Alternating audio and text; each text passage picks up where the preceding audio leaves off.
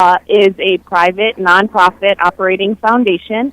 We own and steward 2,400 acres in Kohala, the Iole Ahupua'a, and a little bit of land outside that Ahupua'a. And our organization was co-founded by Bennett Dorrance Jr. and Tui Fujimoto. And the mission of our organization is to provide opportunities to connect with the land and universal values for a better world. And our universal values are the values of we call them GRACE values: gratitude, respect, accountability, courage, and engagement. And the foundation was started, the legal name of the foundation is New Moon Foundation. Okay. It's still the legal name. It's doing business as Kohala Institute at Iole, and that name change occurred about 2 years ago when our co-founders decided they wanted to honor where the foundation was actually located in Kohala, and they wanted to really convey their mission and what they were looking to do with the word institute in creating, in utilizing the land as a living laboratory for exploration of science, of cultural practices, of land, responsible land and water management, of all of those aspects, really practical applications. Come in and connect with the environment, connect with yourself, connect with others, and explore universal values of grace.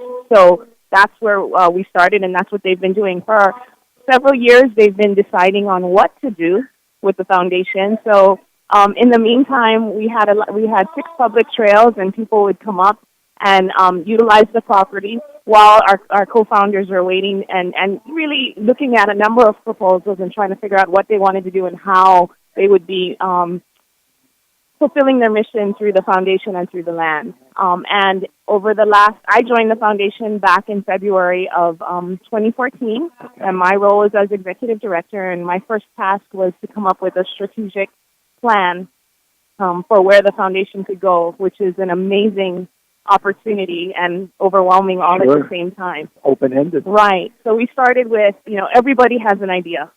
Everybody has 10 ideas. And so we started with, okay, what would it look like in 50 years?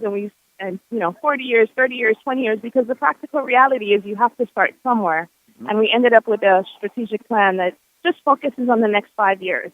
We have a parking lot of ideas that people are still welcome to give us and that we will consider. But for right now, we're working on just what's in our 5-year strategic plan in the areas that we're focused on, which is on the Mauka side of Akonipule Highway, in the area right around the homestead where our offices are, and around the Kohala Girls School.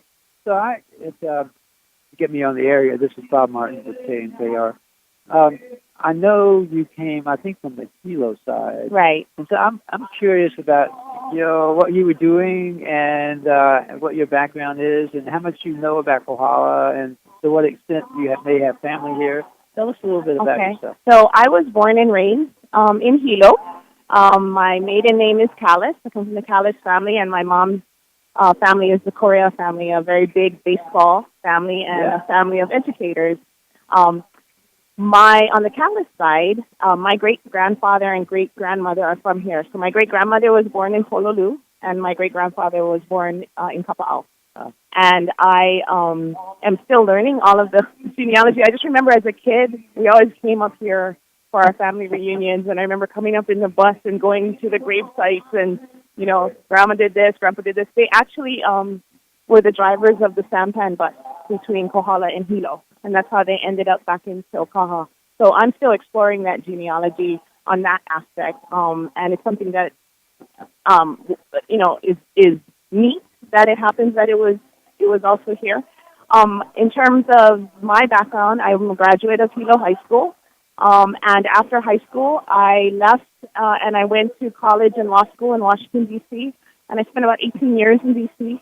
I was, including college and law school, and then I was in the Army JAG Corps on active duty. You survived 18 years in Washington, D.C., and it didn't hurt you? No. How were you able to stay immune? I had a wonderful boss. The majority of the time I spent in D.C. after the JAG Corps, I worked for Senator Akaka. I was his counsel in D.C. Okay. I was his deputy legislative director, and then... okay, you're an attorney. Yes. And then at the end of my tenure up there, I was the Democratic Staff Director for the Veterans Affairs Committee.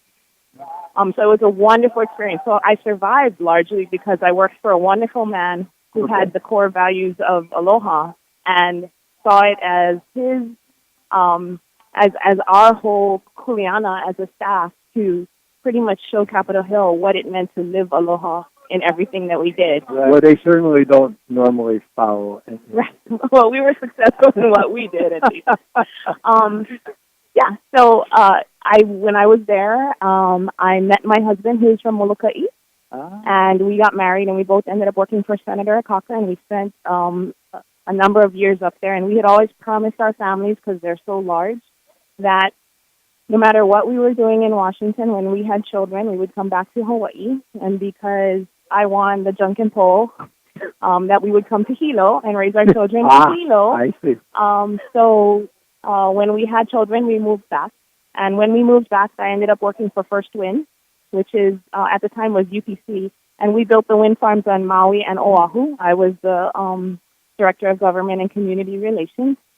And then after that, I went back to Native advocacy, and I ran a Native advocacy firm called Tuli Soup, where I worked with Native Hawaiian groups, Alaska Natives, and Indian tribes on community-based economic development, advocacy, and communication. Wow. So you still live in Hilo, or are you moving here? Or? No, I live in Hilo, and I commute to Kohala. You commute every day? Every day? No, not every day. I'm in Kohala 4 days, and I'm in Hilo 3 days. Oh, okay. So, but you do drive over here 4 days a yes, week? I'm here Monday, Tuesday, Thursday, Friday. Wow, that's big on its own.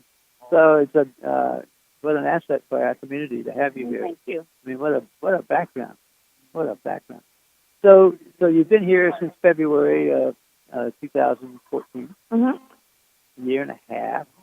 And what's been your take on Kohala as it exists today, and the place where you're working, and how Iole fits into the community? What is your thinking about that? What have you learned? It was funny when I first. Well, first of all, Kohala reminds me a lot of Molokai. And people have said, right, we are sisters, right, because they are isolated and we are isolated. Different ways, but we got a mountain and they got the ocean. So. Right. And although I'm not born and raised on Molokai, I spent a lot of time there with my husband's family, but also when I handled Native Hawaiian issues for Senator Akaka, I spent a lot of time on Molokai. Oh, wow. And also when I was working in renewable energy, so I have a lot of aloha for there. And that community taught me a lot of lessons, and Kohala really reminds me of that as well. I have my own childhood memories of what Kohala was, largely because my family is athletic. So, I just remember coming for every baseball game and every basketball game that was in this gym, and going home late at night. And I remember horses on the side of the road, and I remember all of, that growing up. It was, having been away for 18 years and then coming back, it was quite a change when I came back to Kohala. And so what was the major big change? I think the difference was that, growing up, Kohala was largely a plantation town, right? Much like many of the other towns on the Hamakua coast, right? So seeing when the plantation went away and seeing other people come in and purchase land and the challenges that a community deals with in terms of being open and diverse and having to figure out how does everybody get to live together and how do we build trust, right, to be able to share. And how do we learn to collaborate with each other? Sometimes we can't even talk to each other. Correct. Right. And how do we break down the walls of just nicely saying, of nicely smiling. Yes. And in my experience in community advocacy and having tons of meetings with very controversial issues, I'd have clients who would say, that meeting went great. Everybody smiled. I said, that was the worst meeting we possibly could have had because everybody smiled. They didn't think that it was worth their time to share their mana'o. So that was a complete fail, right? Yeah. So, it's understanding the cultural differences, the cultural nuances, and the cues. And I'm learning every day. I mean, I think nobody ever knows them all, right? So that's part of, so when I came back and started working here, that was like, and then understanding the history of New Moon, Sweetwater, Iole Hawaii, and what they have been trying to do, but also what some of the perceptions were about starting and stopping and things. And So there's probably still learning on that area. right, And right. because that covers a long period of time. Right. 15 years. right. Yeah. So many. I mean, to answer your question, I mean, I think both Iole and Kohala, right, are undergoing a lot of transition, and that's just a microcosm and example of the transition facing our island, our state, our nation as we address many of the issues, right? So Iole, I think, has a very good place to play. I mean, in terms of some of the programming that we're working on is definitely focused on leadership skills for youth. You know, our focus is on kupuna and kiki. Yes. And, you know, our mission-based programming is really focused on youth. And we have the Grace Learning Journey, the Grace Leadership Journey. And in the Grace Leadership Journey, that's really being created and based on my experiences as an Omidyar Fellow, which is a leadership program out of the Hawaii Leadership Foundation. Right. But in terms of that program being one that teaches students the tools, whether it's communications or time management or, you know, leadership from the side, leadership from the back, all of that, and then give them an opportunity to actually practice it as a cohort. Now, is that program in place now? No, that program will likely start in May of 2016 because that will be a 15-month program where we'll have a cohort of 15 kids from all over the island, from different schools. So what we want is diversity from where they're from, diversity in what kind of schools they go to, public school, charter school, homeschool, private school, and from different locations. So, you know, we would want to have, for example, a student from South Point, you know, as well as students from Kohala, students from Kona, students from Hamakua, Hilo, Waimea. So, because many of us don't get to even meet each other or hear those viewpoints until we're sitting across the table. Right. I know there's a great deal of interest at the middle school, for example, here in that leadership program and trying to find a way to fit into that for the students here. So, right. Are you aware of that too? Yes, I just spoke with Wendy. Yeah. All right. There you go. We have a meeting today. Oh, good. Meeting. All right. Well, I'm very interested in that leadership program too, personally. So Grace Leadership Journey is one of those programs, but also we are renovating the Grace Center. The old Kohala Girls School. Yes. The new name is Grace Center. Again, Grace is not a person. I've had a couple people say, "Who's Grace and why did you name it after her?" It's gratitude, respect, accountability, courage, and engagement. But what that facility will be is it'll be a multi-purpose facility that will have classrooms, but it'll also have large areas where you can hold conferences, summits. We can hold community events there. So if someone wants to have a birthday luau or a fundraiser or a wedding or something like that, it'll really be open for people can come and rent it and use it for those kinds of things. We also were successful with a distance learning grant from USDA, so we will also have distance learning capacity there, and we are in discussions with some post-secondary education facilities, University of Hawaii at Hilo, and some others, to be able to provide better access for Kohala residents to post-secondary education. Very nice. Very nice. Currently, like, let's say tomorrow or Tuesday, what is going on there? Right now, we are in rebuild mode. Okay. So to answer your question, most frankly, nothing. Okay. No, well, that's why I just wanted to know. Yes. We had all of our trails are closed right now. Okay. Primarily because we're doing construction. Yeah, I knew they were doing construction, right. But and you said what you were building. Right. So we're doing with the renovation of the Grace Center. We're also having to build a new reservoir. I mean, we're having to put in the entire infrastructure that goes with a facility like that and bringing it up to code. And this funding is coming from? We have grants and donations. That's where our funding comes from largely. So we're actively fundraising. Okay. You know, and I always it's a wonderful opportunity to have such well-established co-founders, but sometimes that's a challenge too. I'll go out and I'll start fundraising and somebody will say, isn't Senate involved? Why are you fundraising? Or isn't we involved with this? And a large part of that is I understand, but one of my biggest challenges in fundraising is helping people to understand that I don't have my co-founders don't give us blank checks, right? Our foundation is a separate organization that has to be financially sustainable on our own. Yes. So we don't get to go, there is no bank that we get to go to internally. You're like any nonprofit. Correct. You're always We're hunting like for all money other nonprofits. and all other nonprofits. Right. And you're talking to a nonprofit here. Correct. Kohala Radio. And So we can commiserate. We understand, and finding out where the money's buried is very important. Right. Fortunately, we're connected with the Resource Center, our community resource, and they know where the money's buried. So it's always helpful to have that. But there's never enough. There's never enough. Right. Never Exactly. enough. And for me, it's also it's helping people to understand the difference now from what it may have been before. Right. I understand that.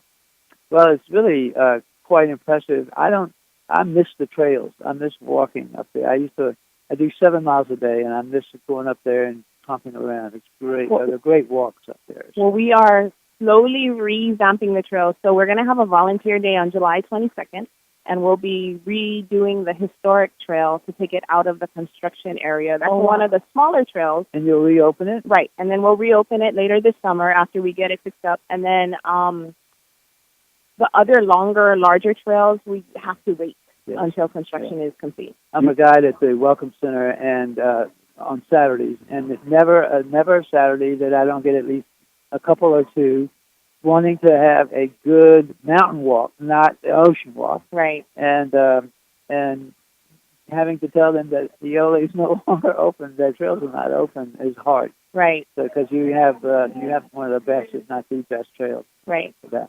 When do you anticipate the construction to be over and that those trails might be able to reopen? The construction of the girls' school is scheduled to be is scheduled to be completed in March of 2016. The construction of some of our other activities like KI Fish will be done hopefully before that. So at that point, we'll reassess where we are and what is necessary. Now is also a good opportunity for us to help make those trails a little bit better than what they previously were. Better signage. Better signage would be good, because you can't get lost up there. Right. You can't get really lost, but you can displace yourself. Right, and to improve the trails. So the answer is I'm not quite sure. Okay. Exactly when everything is going to... Well, that's why I get the big bucks, to ask the hard questions. That's right. Right, the big volunteer. I know there were a number of agricultural efforts at Eole. How does that stand? I know Peter Riesling seems to be moving on to another place, and so do you still do farming there? Yes. You're going to plan to grow your own food? Both. So we have program partners that that are staying on, and we have some program partners who are moving on. Right. In our strategic plan, what we have is the reopening and renovation of the Grace Center to be a multi-purpose education center. We have KI Fish, which is our fish farm. We are planning on doing a 30-acre ag park, which will also feature our Veteran to Farmer program. And then we will have something called KI Tours, which is a tour for local and the visitor market. That looks at land and water management at Eole during the pre-contact era, the plantation era, the missionary era, and the post-plantation era, with the idea of what were best practices, how did it happen, and given all of the challenges that we're looking at now, what can we learn from all of those 4 historic periods as we move forward, and what can we take with us? So sometimes, so each period has good and bad with it. Right. And so learning from that and really doing a kind of practical hands-on more sort of tour. So all of that is in development. Our top 2 priorities for 2015 are the Grace Center and KI Fish. Right. And again, largely because we have great mission-based programs that we want to be able to provide to the community and anyone else who is interested.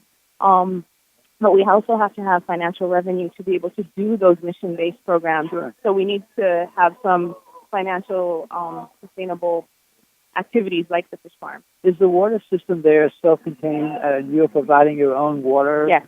That's okay. And since you're going to kind of fix that or upgrade it and rearrange it so that it'll be more modern and or sustainable. Is that what you're trying to do? And so the strategic plan we've developed is based on a systems engineered, systems integrated approach. So our entities and our organizations are placed where we can have multiple uses of the resources. So, for example, the water that's utilized for KI fish comes from one of our tunnels. It goes through the KI fish system, gets regularly filtrated, and then it goes into our agricultural activities. Yes. Right, and gets reused there, and then goes into another agricultural activity and gets reused there. So the same water gets used 3 to 4 times before it's Fabulous. well, it gets Sounds used up. exciting. Yeah. What else is important that you'd like to convey about Iole to listeners? I think that people ask us, and we are more than happy to share what we're doing, but we haven't come out and done a whole unveil Outreach. or, yeah. unveil of everything we're doing. Because in my experience, what I've learned is that people want to see what you're doing. They don't want to necessarily hear what you're planning on doing. They want to see the results. Right. Oh, boy, do we know that. Yes, we do. So it's there's no secrets. We're not hiding. If people want to know, they can call us, and I'm happy to talk to them. I'm happy to come to any community organization, any board meeting, and I have been going out and talking to people. But, what we're trying to do is hit the balance right where we can share what we're doing, but also with a timeline so people can then come up and see things versus let me tell you about it, but you won't be ready for another 4 years, right? Yeah. And we are very focused on workforce development and education as well. So as we do our entities, like our fish farm, for example, then we have jobs.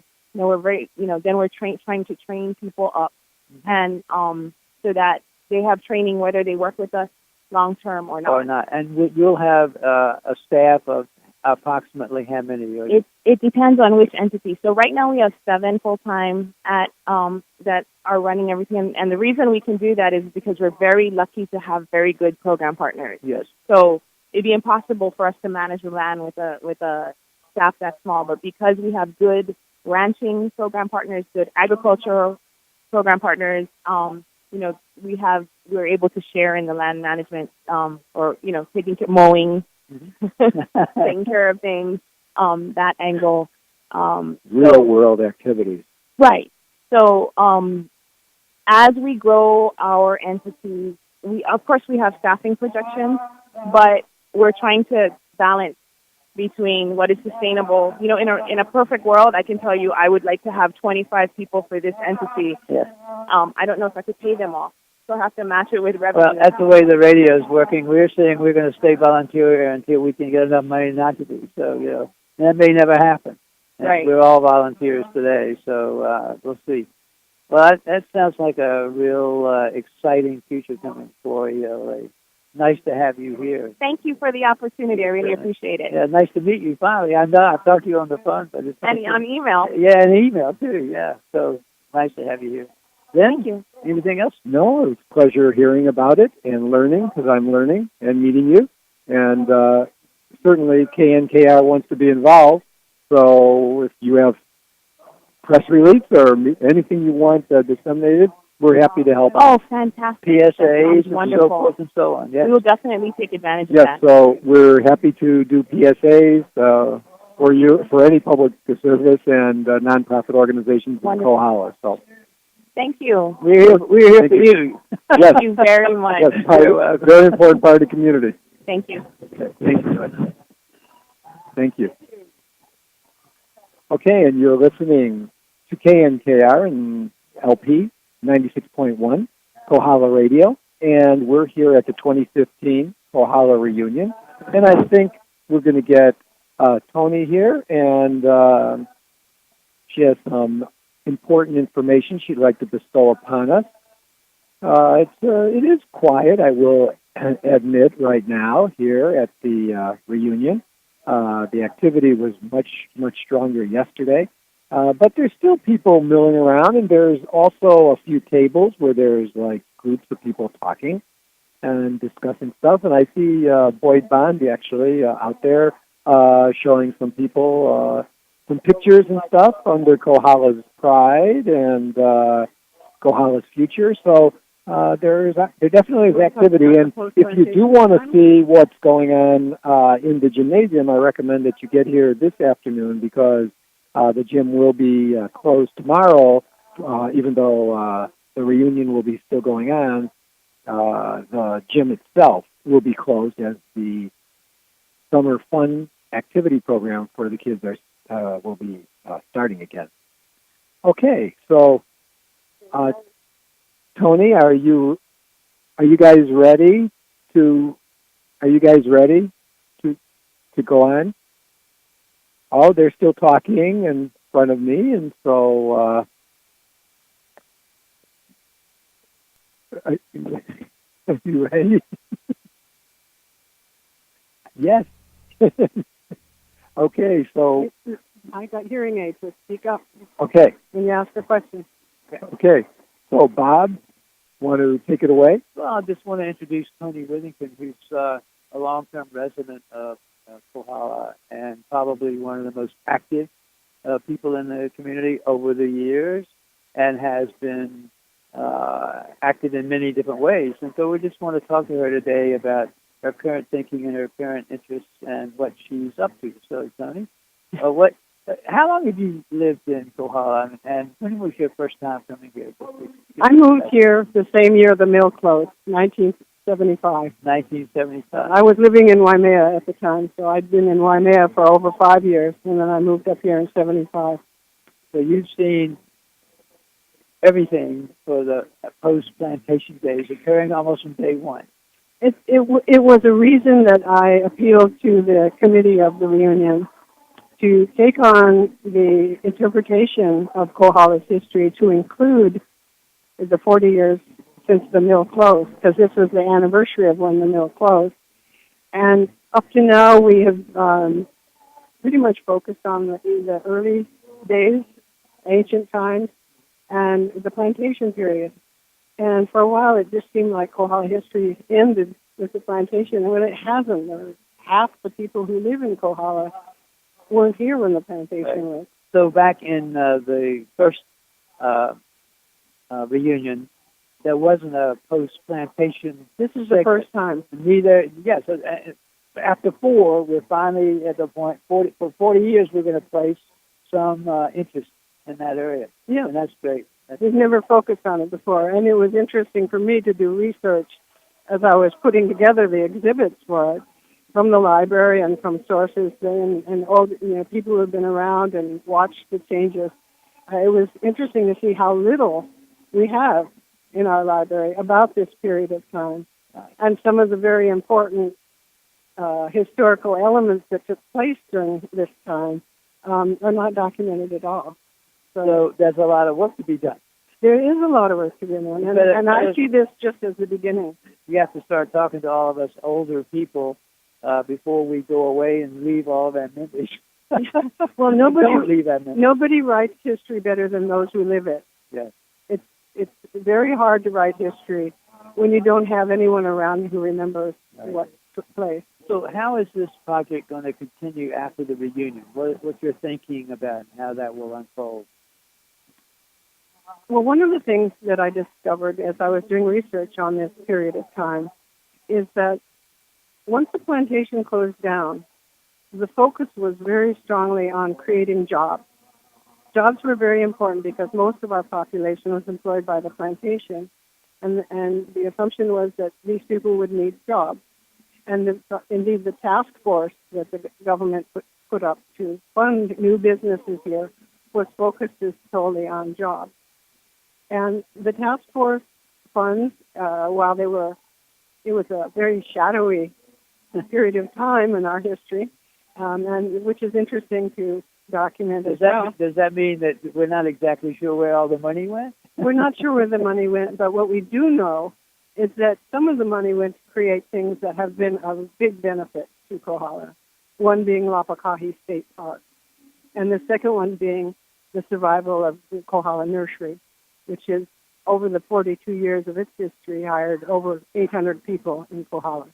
So there are successes in terms of employment with the task force. But one of the things that I was noticing as I was looking is that so much of our economy in North Kohala is based not on necessarily jobs or solely on jobs. It's more based on people who, under their own enterprise, have chosen to live in Kohala and have taken up on their own business figuring out a way that they can live in Kohala and make a viable living. And so they have either created businesses for themselves, or they've learned services that they can offer to people, or they've opened stores, or they've gone into arts and artisanship. They've gone into health and wellness. They've gone into fields in which they can live here and still make a living. And I think that is a basic fact that we don't know about. And that's why I've spent some of my time doing the research on it, trying to focus on who are these people and how much of our economy is based on self-started, Kohala-owned businesses. Kohala owned and operated here. Owned and operated businesses that doesn't reach outside the community for its base. Yes. That it generates here. And what I'm finding is that a lot Yes. of people in Kohala are either self-started, in other words, they're making all of their living from an enterprise that they have started or their family has started, or they're making at least a portion of their family. They may have a part-time job somewhere, but they also are making money on the side doing something else. Uh-huh. So, and I think the reason I think it's important to find out about this is because it's a good message to give to our high school students as they face the decisions about what they want to do with their lives. And if what they want to do with their lives is stay in Kohala, they have a lot of resources here that can help them do that. Who have experienced resources in doing what they might want to do. In other words, developing a career or an income stream while living here. Right. That they allows can make them, choices. they can make choices. They've got more choices. It used to be they had a choice. The first choice was you work for the plantation or you work for the county or the state. And that was it. Right. And the next one was work at the hotels, or work in the visitor industry. Right. But now we have so many more choices, and some of the choices are much more vibrant and much more speaking to the hearts of young people who want to make a living. There's Right. things they can do that is specific to them. They can go out and get a specific education to head them in that direction. And when they come back, they have this bank of people who have been doing things similar to it, who can offer them Some mentor and coaching and tell them, support. this is a good way to do it. That's probably you want to avoid doing that. There's all these people, natural mentors in our community who could help our young people. Well, it'll be interesting to see how your work continues to get larger and larger and have more and more impact. And do you have a way that you're thinking about going about collecting the information that will add to your whole set of understanding of all this in the community? Yes, I think so. And this is one of the things we started at the post-plantation in this reunion, is to start a list of all the businesses that are like that are self-owned, self-generated, and Kohala here alone. And if we can get an understanding of that, we can keep that record in the library, in the Kohala room of the library. We can keep it with the Heritage Center as they begin to explore the history of Kohala in this last 40 years. And the schools can use it too. That teachers can understand that their students are heading not just towards a job career-oriented path, but they have available to them a path where they can make choices and do things that specifically allow them to stay in this area. Okay, we're talking. Bob Martin is interviewing Tony Witherington, and we're here on KNKR Radio 96.1, and we're actually at the 2015 Kohala Reunion. And what else, Bob?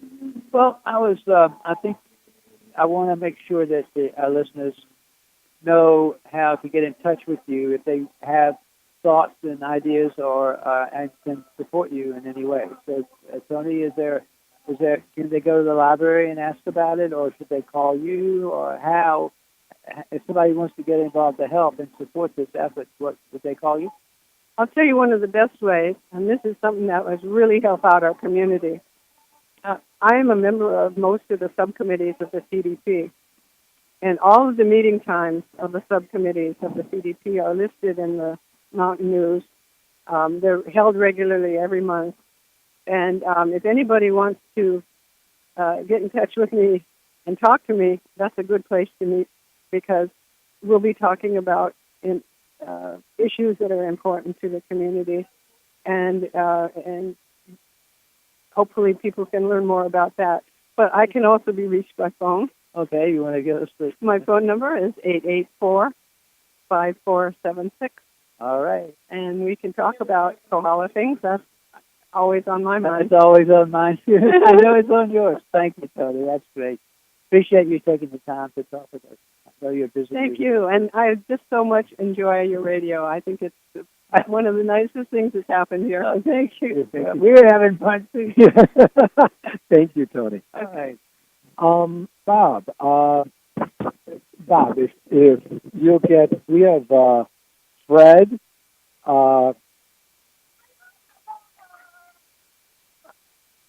So what we're going to try to do now is get a couple of people together for another interview.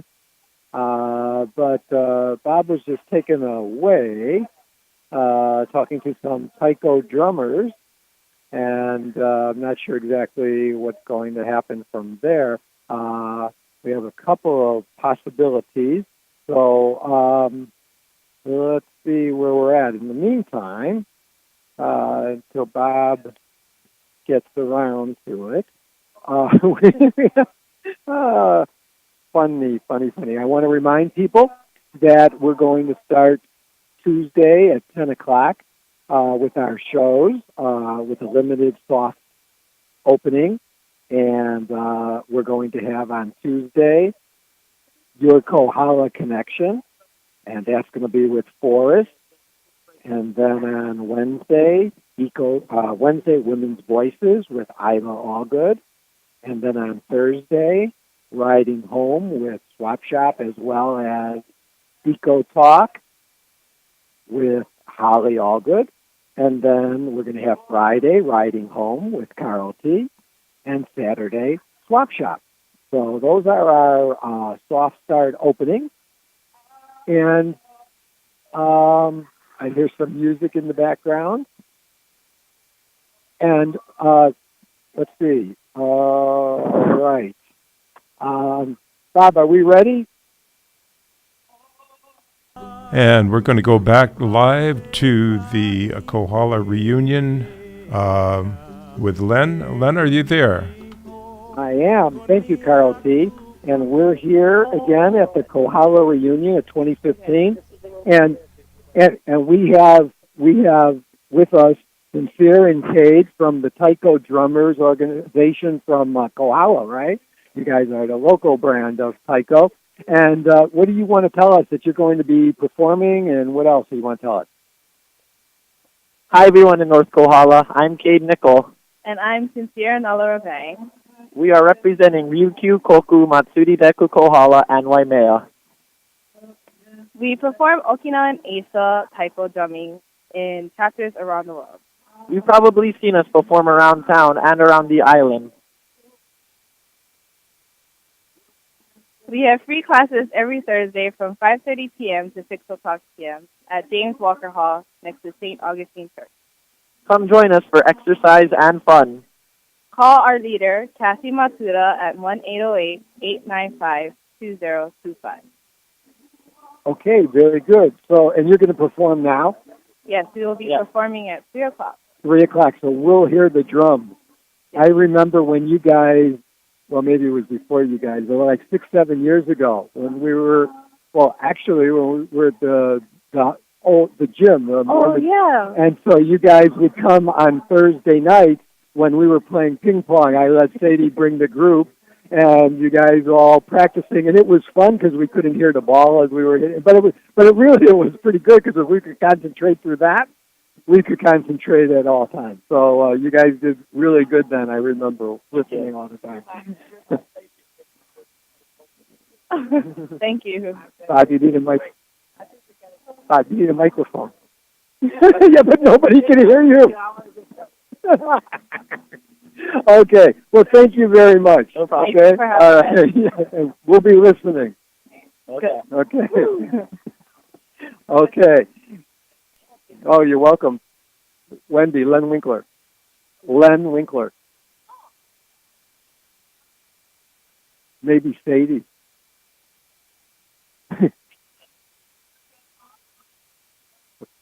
I see. Okay. Okay. We need Fred and her back, please. So where did Fred go? Oh, well, this is what happens when you do live radio. I had Fred here, and then there he is. There he is.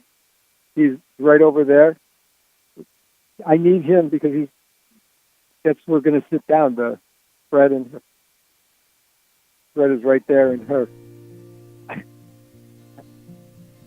So that's what they. Yes, I need them here. So, okay, you're listening to KNKR 96.1 Kohala Radio, and we're waiting now. Fred Cachola is going to bring his guest that he wants, and it's going to be pretty interesting actually because it's from 1931 to 1939. Oh, she's right there. She's right there. Right there. Come on. Come on down, as they say on The Price is Right. So, Fred, do you want to wear the headset or... Okay.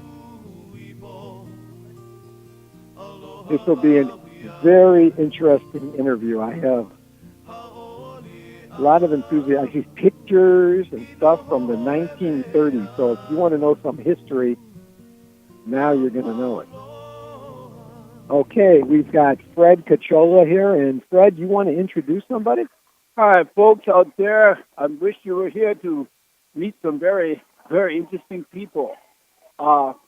With us right now is Claire Hayashi Palmer. Claire was born and raised here in Kohala, and her parents were very famous teachers.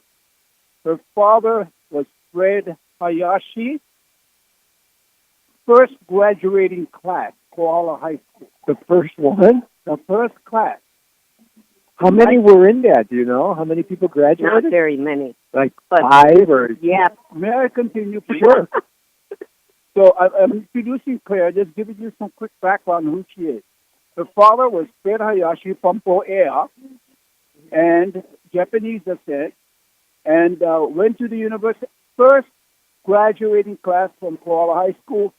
First graduate from university in Kohala. First person who graduated when he returned in 1930 from the University of Hawaii. Folks, this introduction is really important. He was carried on the shoulders of villagers from Ho'ea and presented with the silver-plated trophy. And it was presented by all the proud Japanese in Kohala who were saying, at last, we have a university graduate, and he is coming home to teach. May I read to you what her father wrote about this trophy? It says, Shin Minato Trophy, presented to Fred S. Hayashi on the occasion of his graduation from the University of Hawaii, June 10th, 1930, by the Yamaguchi Ken Prefecture, Ken Minato Club of Honolulu. And it was presented to him. That's how much they felt about Fred Hayashi. He came back, he taught at Halawa School in the 1930s, to 39, and then they demolished Halawa School. And if you guys go on a historic tour, there's a sign out there that tells you where the school was. Oh. Right next to Father Damien's church. It was across the school. Anyway, and Claire was born in the 40s. No, 30s. 1940. 1940. And her mom was my third grade teacher, and her father was my seventh grade teacher, the last teacher I had before I went to Kamehameha School. So, good folks, I'm so happy to see Claire. And guess what? The story no fall. I go to the war. I'm in the Korean War. I come out. I get a GI Bill. I go to college in Iowa. I want to become a teacher. I'm at Iowa State Teachers College. I'm a junior. I'm looking over the girls in a freshman class. And guess who I see among the freshman class? Claire Hayashi. And I said, my goodness, Claire, what are you doing? She said, I'm here to go to school just like you. Can you imagine? I think this was in 1959. And two of us from Halaula are going to college at Cedar Falls, Iowa, to become teachers. Well, I went on. Small world. Small world. I went on to become a teacher, came back, taught in Wina. She fell in love with one of my good friends in college. His name was Bob Palmer. and he joined the wrong fraternity. I was trying to get him to come with me to Alpha Chi Epsilon. He went to the Phi Sig. He went with the big shot. But anyway, he married Claire, and they stayed up there and taught, and we still live at Cedar Falls, Iowa. Cedar Falls, Iowa. So, Wow. ladies and gentlemen, I'm going to let you guys interview this most interesting lady about her parents and all of her life growing up in Halaula with famous parents who were longtime teachers. Okay, Claire, go for it. Tell us about your early days. Yes, it's a joy to be back in Kohala. My father always wanted to come back to Kohala, even when he was in his 90s. We always asked, when are we going to Kohala? We wanted to. But I wanted to tell you that I learned so much about Kohala's history through my father, because when my brother and I were, about ready to go to bed, we had a choice. My mother would read to us, and she did a beautiful job of reading, some of the classics and so forth. Or we could listen to my father tell stories about old Hawaii. But most of the time, we chose my dad's stories because he was very animated. And when he would tell the stories, he would pretend he was on a horse, or he would pretend he was driving the car, whatever. I learned about what Kohala was in the early days, and I learned about my grandfather, too. I learned when the first car came to Kohala.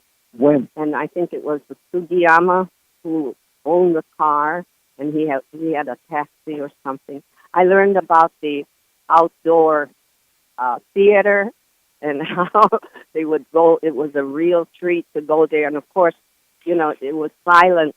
There were silent movies. And it was an outdoor theater? Yes. Mm-hmm. And so they had somebody playing the music, playing, I don't know if it was a piano or whatever kind of an instrument, but it was, it was the silent film. Mm-hmm. Mm-hmm. But a lot about the people and all the different camps, about the people within the camps and, what they did. I had a chance to see a cockfight when I wasn't supposed to. But I sneaked down there to see what was going on. That was something new for me. But my father told me about how the different communities work together. And within the Japanese camps, how they helped each other, loaning money, when they... And according to my grandmother, there were some people who still owed my grandfather money. but how they encouraged one another. For example, when my dad decided to go to University of Hawaii, I'm sure that there were some people who must have slipped in what little money they had to help my dad through school. But it was all, the expression it takes a community to raise a child. But it was true. My uncles and aunts all helped in some way or another. And when my father was going to school, at the university, he drove a cab, he washed clothes, he did whatever work he could to earn extra money. There were no, scholarships in those days, so it was really, but he took so much pride in Kohala, and he loved the people, and he was very proud of, the accomplishments of Kohala people. Well, he met my mother through some kind of a university function. And I remember my mother said she was a member of some Japanese club or whatever, and they needed an entertainer. And she heard that there was this young man at the university, a Japanese from Hawaii, who could play the ukulele. So she asked my dad, Fred, to play. And he said, I will, if you will go out with me. Oh, right. So that's how they met. And the story goes that after, I don't know, a year of courtship or whatever, they got married on Oahu, and my mother wearing a Japanese kimono. And they came back from Honolulu to, what's the name, Mahukona, on the Humu'ula, which is the cattle ship. And we still have the picture of my father in a suit, my mother in a suit, my grandfather, Hayashi, in a suit. And I said, they're all dressed up to ride this cattle boat. But that was the only means of transportation. But there was so much pride. But my mother said that when she got to Oea, and it was quite late at night, there were torches along the path, the Japanese style, with the pine tree or whatever, leading all the way to the camp, and my mother had come from, she was a city girl, and she lived in a nice house and so forth. So this was a new experience for her to come to live at Ho'ea camp. Yeah. But her sister-in-laws, Hatsuko Hayashi and Misayo Mike, and her mother-in-law, my grandma, Hayashi, and grandpa were there, and they had all the delicious Japanese food, spread out for them. She was so touched, and she said she could not have made it had it not been for all the love that the family showed. And so I just thrived on their stories. Am I going too much? No, I'm not at all. But growing up, I enjoyed my my years in Kohala, and I remember that we used to walk a lot. My mother used to walk to mail a package to her sister in Honolulu. She would walk from the Halaula cottage all the way to Hawaii to the Hawaiian Air, Aloha Airlines, whatever. There was a shop right at the corner to mail the package. And people would pick her up on the way. I remember my dad coaching a veterans league, and I have a photo someplace. This is right after World War II. He coached a baseball team. I think there was a Casimiro in there and some other. But he took pride, in all of his students and those, and Fred too. He was so proud of Fred because we said Fred really accomplished a lot. And of course, we had the same name. And so there were, a lot of things. Going to church. I remember going to the Chinese church down at the Gulch or whatever, the band, Bethany Church, and Mrs.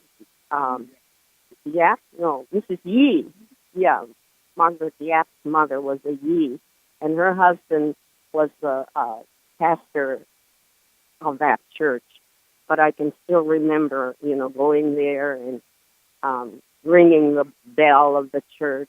And then there was another church. What was the one at the corner going down? Kohala Foreign Church. It was a church that Father. It was a church called Kohala Foreign Church, right at the corner of Halaula and Kunepuli, right by the corner. But there was another church on the hill. On the hill, just beyond that. Just going down to Halaula Camp and the road going up there. Yeah. But anyway, we went to church there too. We also went to church at Kalahikiola Church. Yes.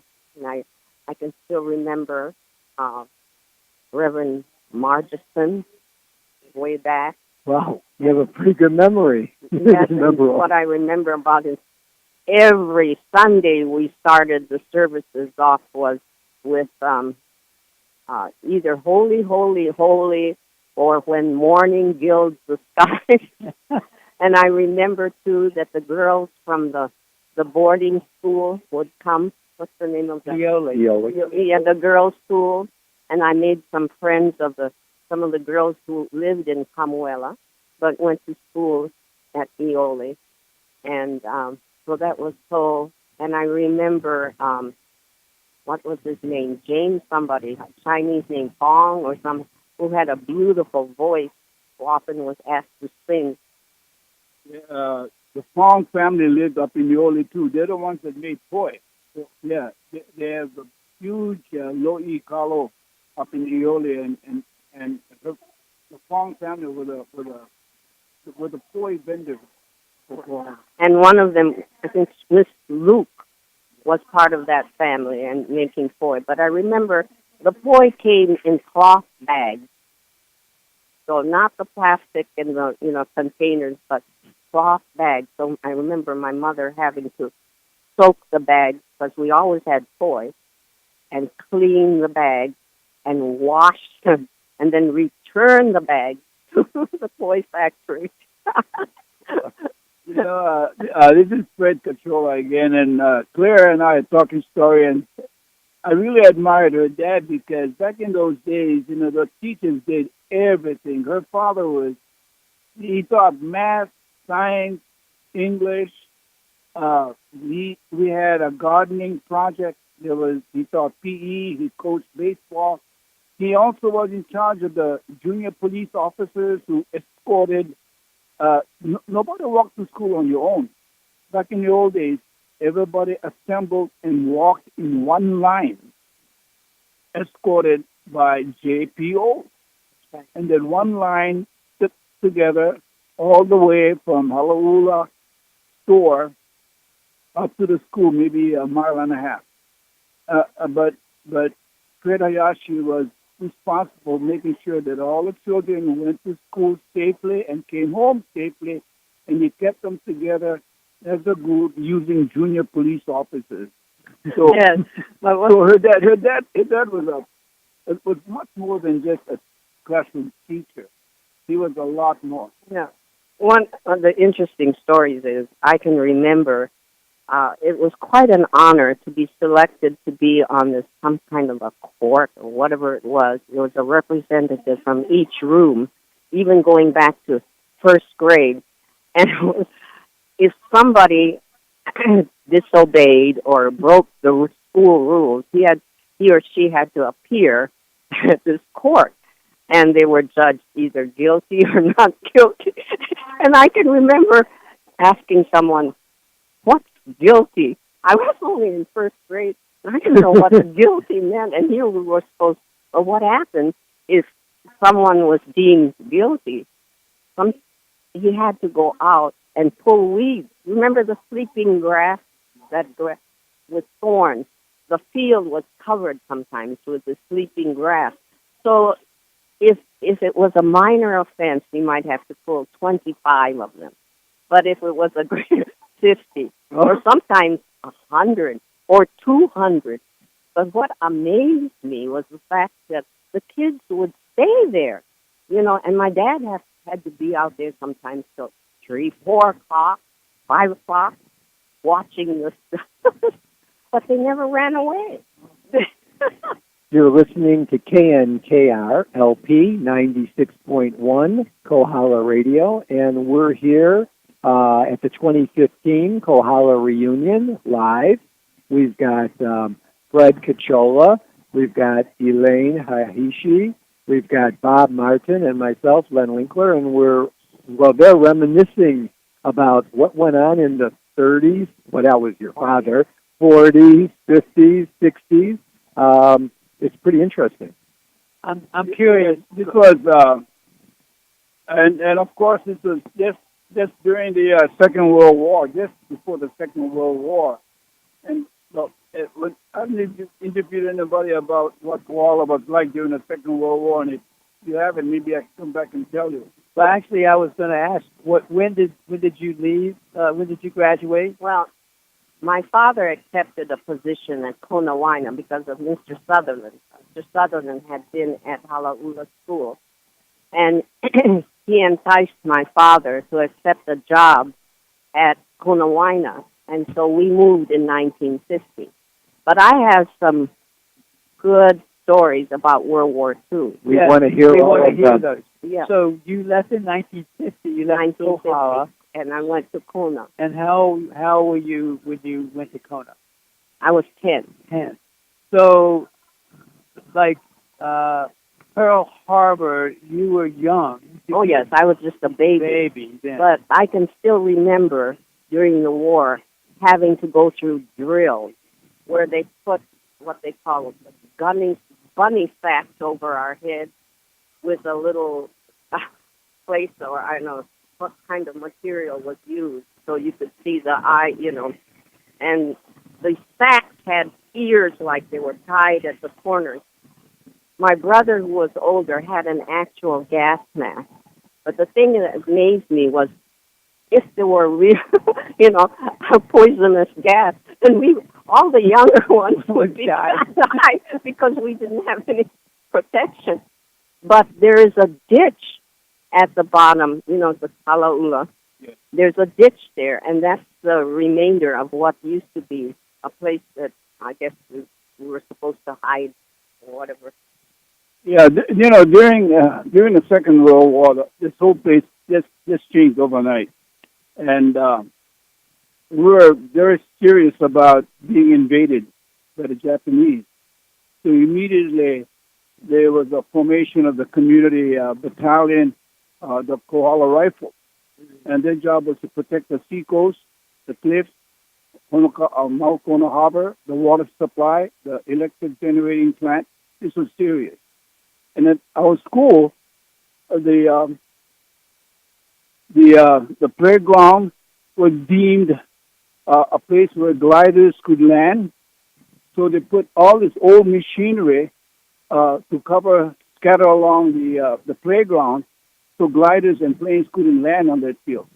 And they left us just a small little space, enough to play softball. How old were you? 1941? I was 6 years old. Okay. I was in school. So and they dug a trench.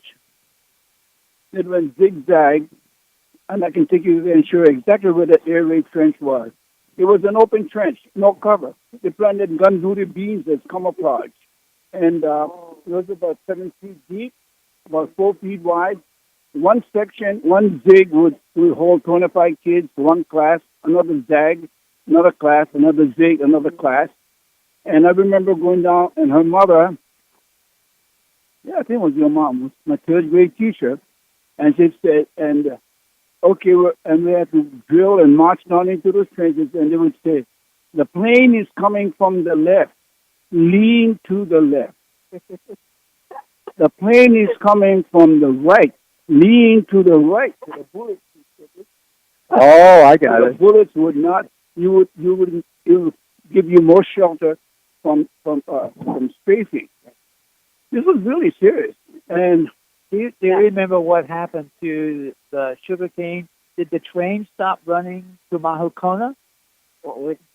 no, about Maukona Harbor was closed. It was closed. Yes. So the train stopped working, and so did sugar wasn't shipped during that period of They time? had to make more sugar, in fact, because sugar was a commodity that Kohala could contribute to the war. And so where was it shipped? How did it get out of Kohala? Where did I think it went to Hilo. To Hilo. Okay. Going back to World War II, well, one thing, we lived in the teachers' cottages, and we had, it was like a duplex, but on one side, our housing, our house, and the other side, we had these Caucasian teachers who came, and I remember one was from Minnesota, but I can still remember this so vividly.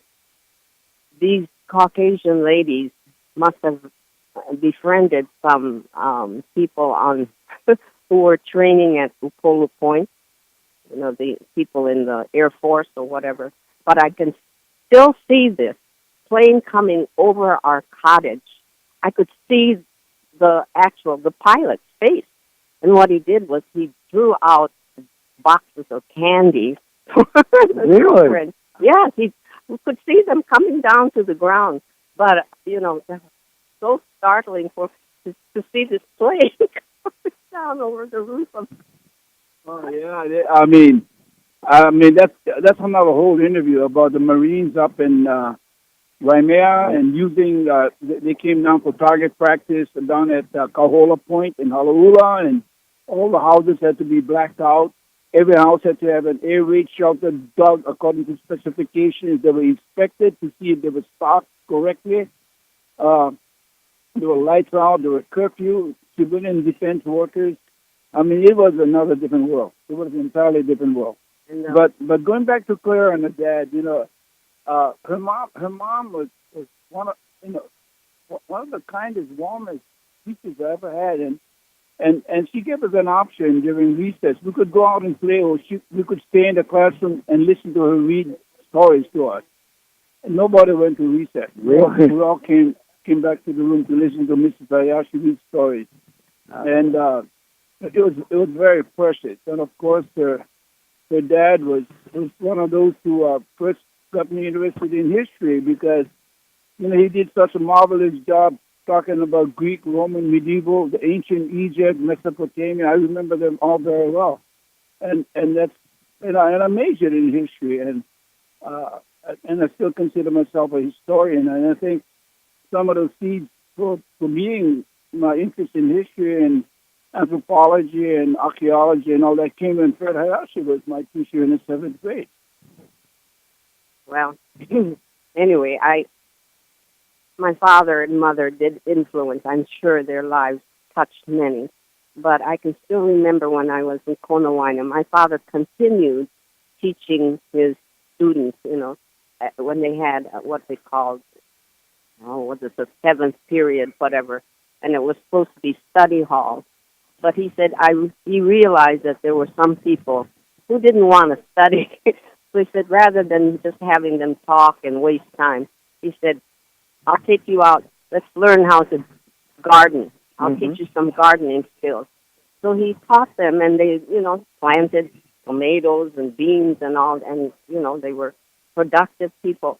And years later, one of my classmates told me at Konawan, and she said, I got a job because of my gardening skills. And he said, that's because of your father. Your father instilled in me this desire to respect the land, the Aina, and to really learn to, produce vegetables and Yeah, so a few years ago, Claire called me from Iowa. He says, Fred, my dad's getting old, and I think he should be interviewed and, recorded. And I said, of course he should. And at that time, Faye Mitchell was launching her projects, all history projects in Kohala. So I called Faye and said, Faye, we've got to go up and interview Fred Hayashi. And I informed him who he was. Claire's mom and dad were still living in Kona. Faye Mitchell and I went up there. We interviewed him. He showed us a trophy. We have photos of him holding that trophy, his graduation trophy from the University of Hawaii. And it was a wonderful interview. Faye didn't have time to transcribe it. I'm going to contact her. I saw Faye's mother in town just today. I got her contact. I'm going to interview her. We're going to get Claire. I promise. We're going to get that interview transcribed and published along with the photos And someday, hopefully, you'll see that in the Kohala Heritage Center. I promise. I promise you're going to do that because your parents deserve to be in the Kohala Pride Hall of Fame. They do. And next time we do this, I'll be sure that Mr. and Mrs. Hayashi are up there in the Kohala Pride. Yes. All right. Thank you very much, Claire, for coming with us. Yes, indeed, Claire. Thank you so much. Are you going to be here for long, or you're leaving Wednesday? Puna. Okay. No. When was the last time you were back in Kohala? Oh, I don't know. Let's see. Probably 2 years ago or 3. Oh, okay. Whenever I came home, my dad always wanted to go. But after he passed on, it was more difficult for us to come. But we'll always remember Kohala. Kohala is a part of me. Yeah. And I will cherish all the memories and the friendships that I had. People and still have. And still have. If you come back soon, I hope, we would always love to talk with you on the radio station and hear more about your Thank you. Your It's father. such a pleasure. You're welcome. And I think it's just wonderful what you're doing. Excuse me. By the way, guys, are you recording this interview? Yes. Well, that's good because we can maybe do a compilation of oral history from all the recordings that you have. We can. In fact, they are going to be on our website, so you can listen to them again. All of them. On demand, anytime you want. Anytime you want. Yeah, well, we can categorize them and You can use them any way you like. In the Heritage Center, any way you like. Okay. Okay, so if it comes to educators in Kohala, you've got to have Fred and Fred Hayashi. He's got to be in there. Okay. All right. Good. And maybe Fred Cachola. Yeah. Federico. I think it would be the right way. Federico. Okay. When I come home and I hear people call me Junior, because that was... Because you're so young. Yeah, well... I know. Nobody called me Fred in the old days. That was my dad. Okay. And you're listening to KNKR 96.1 Kohala Radio. I'm Len Winkler, and we're broadcasting live from the 2015 Kohala Reunion. And I think we have... so who do you want to bring next? It is past that. Yes, it is past. So we're supposed to have Boyd here, Boyd Bond at 3:10, and it's 3:13 right now. So, Carol T., you want to play? A little song, and then maybe come right back, and hopefully Boyd will be here by then. Okay, we'll get some music on, and let me know when you want to come back. Okay, I will do that. Thank you very much, Carol. Thank you.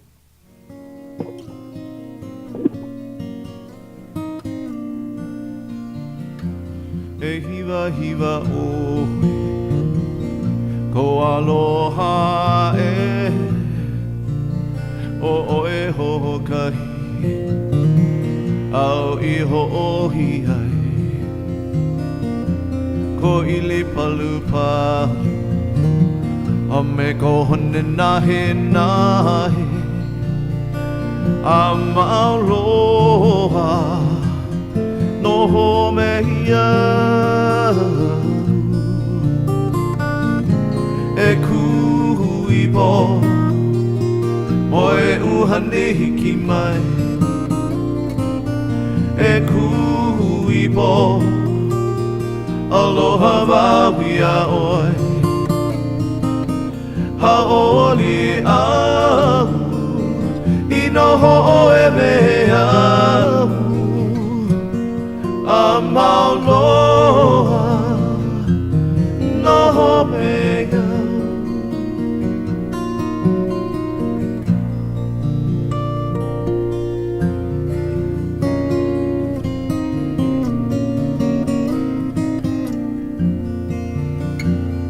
hele maia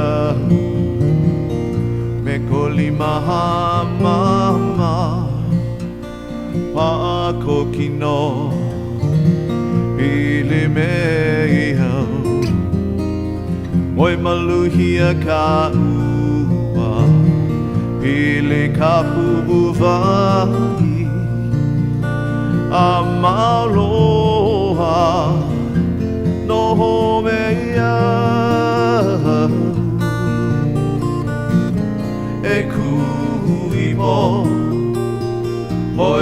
uhane ki mai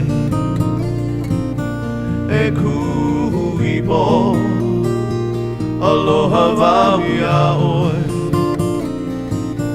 haoli a inoho e mea a maoloa noho mea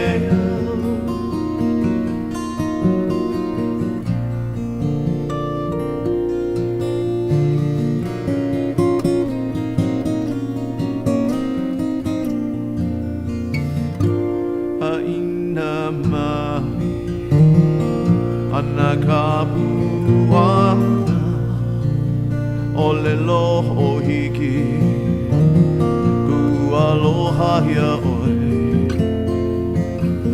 o oe wale no ka mea i aloha ai a maaloha no mea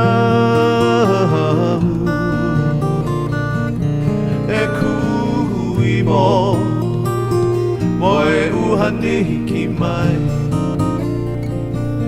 e kuhui mo aloha wawi a oe haoli a inoho e mea a maoloa noho mea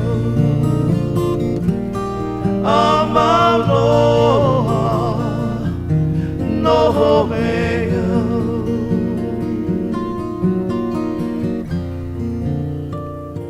We're listening to John Kiave, and we're going back now live to the Kohala 2015 Now, reunion from to White Len. Man, can we hear it? Okay, Len. Okay, we're back at the 2015 Kohala Reunion. I'm Len Winkler, along with Bob Martin here, and we have Margaret Willie, our District 9 Council member, and welcome. Thank you very much for having me. And Margaret, so we have a radio station in Kohala. How fantastic. And hopefully we would be able to disseminate a lot of information that Kohala never had before. And that's what we need. And we need it across the island, but each community joining in and networking with each other and staying in communication. And what kind of, so back, obviously, what issues are like that you're talking about currently that are really Kohala-centric? Well, one is, I really feel, as I'm looking around, we're working on revising the general plan, and we've got different issues coming up. For example, mass transit is one that I'm a really big proponent of. So working on right now getting an intra-Kohala shuttle bus and also getting more connectivity down to the Kohala coast. But I think all of these things have to do with connecting people, whether it's the mass transit or the radio. And I think one of the problems, whether it's just us as a human being or the way we organize our thoughts, is to sort of do everything in silos and not sort of communicate as much as we need to. And as I started going through the list of all the subjects of what we need to do, I kept coming back to one thing is, well, maybe we need to do better what we're doing and be a little more organized. I mean, say like the North Kohala CDP committee, I've been trying to get a quorum on that. I try to call, just even figuring out, are there people in the queue? I thought there were people waiting and checking in. And so I keep feeling like the lines of communication, how can we strengthen our lines of communication? So that is just on the specific, something that's Kohala-centric or example would be, I feel we really need to have a reliable and frequent mass transit and get us where if you decide you want to take the bus from here to Kona and go for the day, you could do it and you could do the hubless and not feel that if otherwise you would catch the bus here at 6:45 in the morning, go to Kona, go to Waikoloa Village, go to the resorts. Kona, you get there 2 hours later, and then at 4 you're coming back. Nobody's going to do that. So, but I think in terms of the big picture and tying into the radio is how do we network better? How do we support each other better? And if, for me, as an elected official, how do we set up the structures and support the structures that would do that? So that's an example. Okay. Yeah, I mean, I don't know. Has there been an outcry of the community to get better public transportation? I know that we just had that one bus that goes, so it is. Yeah, so among the seniors, so I've been working with the senior club, and just this past week I met again with Tiffany Kai, who's the director of Mass Transit, and so I worked on a move to do an amendment to raise in the budget, move for a study, really look at it island-wide, how do we do this? And we got the council to do that, so we're now going to have big chunks. But then also, what about the immediate? So I'm actually going to work with the Waikoloa bus and try to partner with that bus and get something going as soon as I can work out the schedule. And it's really with the seniors and asking the bus driver, why can't we? Or right now, what I'd like to do is actually even have one more that goes to Waimea. So if you go to Waimea right now, you have to get text to 6:45 in the morning. Your stores you want to go to aren't open. The doctors aren't open, right? And then I think the one coming back is at 2:30 or 3. But if we had a 10:30 or 10:45, you could go up, do an errand, make a doctor's appointment, and come back. Mm-hmm. So it's, I think that I feel that, depending on automobiles is really unsustainable in the long run, and that we need to provide that structure. So when you say the interest, it's really come from meeting with the seniors that I've gotten involved in doing that. You mentioned the community development plan, and I didn't quite understand. You were saying you didn't know if there were candidates to be on the... right. So I know candidates have applied, and yet where are they? Why aren't they moving through? So I called the mayor's office the other day, and she didn't have any of the people on her list that I knew had applied. So I'm just saying, now I go find out where they are. And John Winter, who's the chair, said he knew of some people who were on the list and hadn't heard no. And then a year later, nothing's happened. So I don't mean to pick on that, but I'm just saying, as an example, the county, I look at it, what can we as a county, the county council, and as a county, the websites aren't up to date, the people on the list. Why is another big issue I'm working on is solid waste, and that's somewhat I can blame someone who's sitting across from me, who urged me to make it very clear that should be a priority for this council. And so I've been working on different proposals, but when we have a bill, we first route it through the Environmental Management Commission. And I think it's 3 out of the last 4 meetings have been canceled for lack of quorum and not enough members. So, really?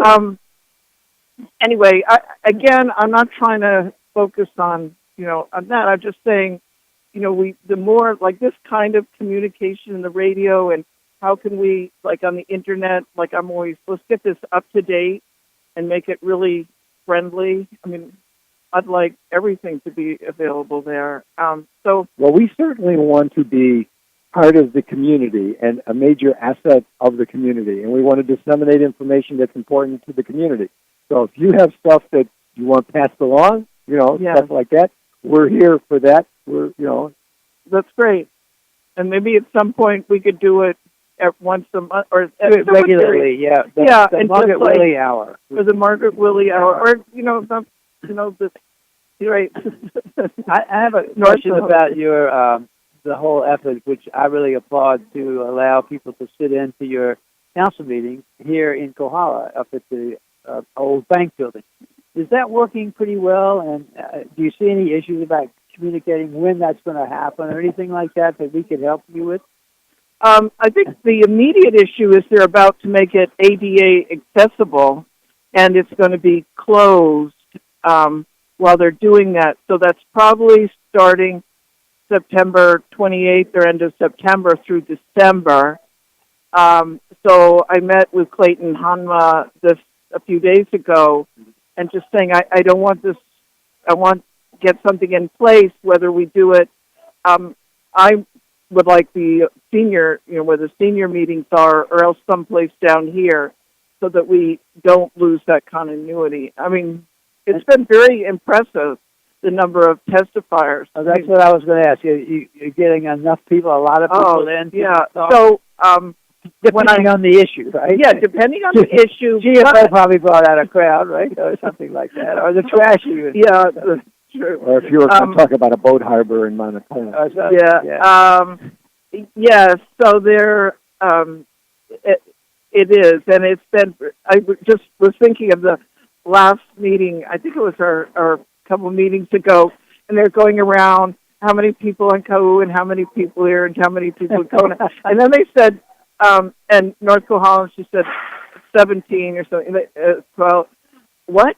And every place else was like 2 and 3. And do you have anybody that wants to comment? No, nobody did give testimony. Yeah, no, so they were all in Kohala. They were, so it was good because right at the beginning, I was sort of confronted with that in Kau, they set up a place in Kau, and there was very few people. So for me to set up another little hub, like an outlying area, well, if you want to do it, Marty, you pay for the whole thing because we don't expect you to get any people.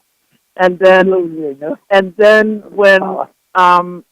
actually after I got it and got it passed, I got called in to a meeting by the administration and was told, no, we're now going to use that building for something else. And I'm sorry, Margaret, it's good, but we've now got other plans.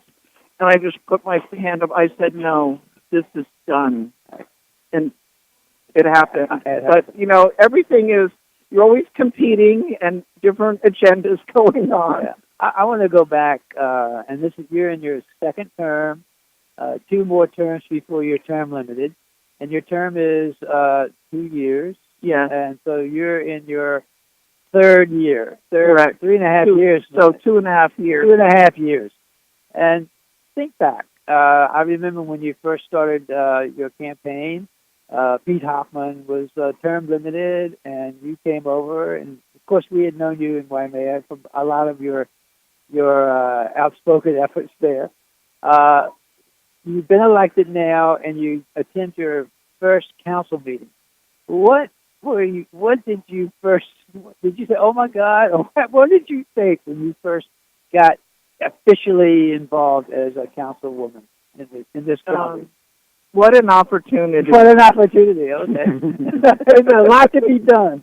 There's a lot to be done, right. And that's how I feel. I want to be an octopus. I mean, I feel everything we really work on with intent and resolve, we accomplish. Right. One way or another, or it might be through compromise, or it might be, one of the things I found when I start thinking, okay, we ought to discuss this issue, and I say, okay, do a communication, say on marijuana or something. But if you do sort of this general thing, nobody comes in. So then I said, okay, from now on, I am just going to put my foot out there and take a stand, and then let people come in and not get worried that people are going to get mad at me. Yeah. What a concept. Either way. And that if people have something to bang off of, oh, I don't like that. Oh, I really like that. Then people engage with it versus, what are your opinions on mass, something, the more amorphous and vague, you're not interested. But if you give them, okay, Margaret's coming out with that, oh my gosh, we better get in there and bang it around. And then I sort of carve it and I try to work with how can I best address all of the different concerns and minimize, the negatives and and try to really work on from that perspective. How do your counterparts on the council think about North Kohala? Do they think, oh my God, that they're troublemakers, or you're representing people who are different? I mean, does North Kohala or Kohala here have a reputation? And if so, what is it? I think they think of as a very strong community, a very strong community. I mean, I look at some of the other places, or like talking to Karen Eoff. You have a very, even holding this event. Where else have they held an event like this? And a sense of identity. And I think, in part, you have the advantage of you're somewhat isolated. You have a defined it is an area. Advantage and in other ways, but it's a disadvantage. But in terms of sense of place, yes, you have a defining. And I also feel that with Hawaii as a state and our island. I mean, why are we? Our island. Our island, our one canoe. We are all a part what we do, so that. Something happens on one side of the island, we feel that vibration. The hurricane over there impacted us too. I think why, in many ways, Hawaii ends up being somewhat on the forefront of issues. You can sort of, it's a defined place.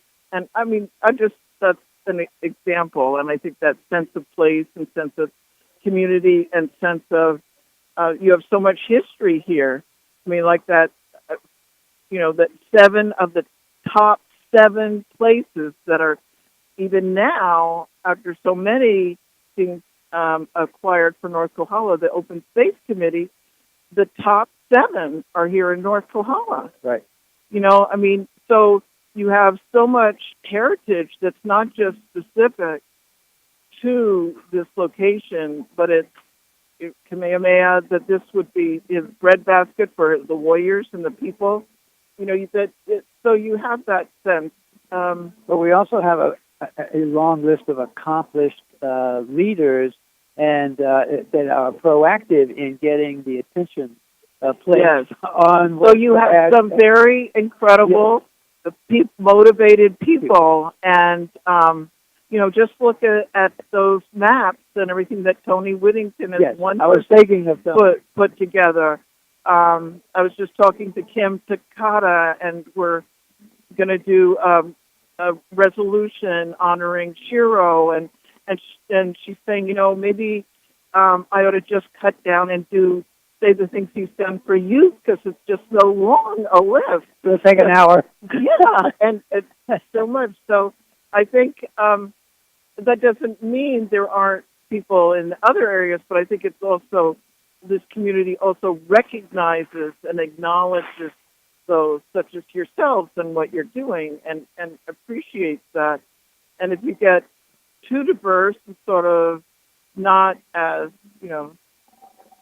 a defined area, it's hard. Everything you do, it's always, how do you slice the pizza and discuss this issue or deal with this issue? And it's always here where you have a sense of place, and it gives you that people feel more a part of that and part of something that's greater than themselves. And I think it's easier to feel that here. Yeah, the volunteerism here is just enormous. The number of people who are actively involved in one way or the other in something that will benefit the community. Now, one thing that I thought of for North Kohala is one additional model that's working very well in Waikoloa, is they have a leadership council. And what they do is they have one person who heads up each of the different organizations. And once a month, they all get together and talk about how different things intersect, and they do. And not everyone's there. Concept, but it's nice. It's sort of, and I feel that they, in terms of the communities in my area, they really coordinate well in terms of whether it's from the library committee to the, all the different committees. They work together and are more supportive and work on projects, whether it's, say, even the CDP and upgrading that and going through what are the things in our city we've accomplished and what haven't we, and who do we have to help to support those. That would be a large group in Kohala. That would be a large group. It doesn't mean they're all there all the time, but it's just just that point of view. it's sort of bringing those people, together and it's pretty much like right now, the person who's head of it is the sort of the CDP chair, and he's working on it. But anyway, so a lot of there's always more that one can do to become connected. But we're running out of time. I think we have a couple of people waiting, but with some hesitation, I want to ask you another question. Or from our point of view, looking over the mountain at Hilo, there seems to be and has been quite some time kind of a questionable disconnect between the executive branch and the legislative branch at the county level. Any comments about that, or whether you see it that way, or if so, is there something that could be improved there? Yeah, could be a big improvement, I think, in that area. I really feel the mayor should really be meeting regularly with each council member and encourage more working with the different departments. Whereas I know a lot of the staff in the departments are, basically we're not here to relate and discuss things with council members. Yes. Or the Ag Advisory Committee. No, we can't, Margaret, I can't share this with you. You have to go to the director. Rather than what is there really to hide?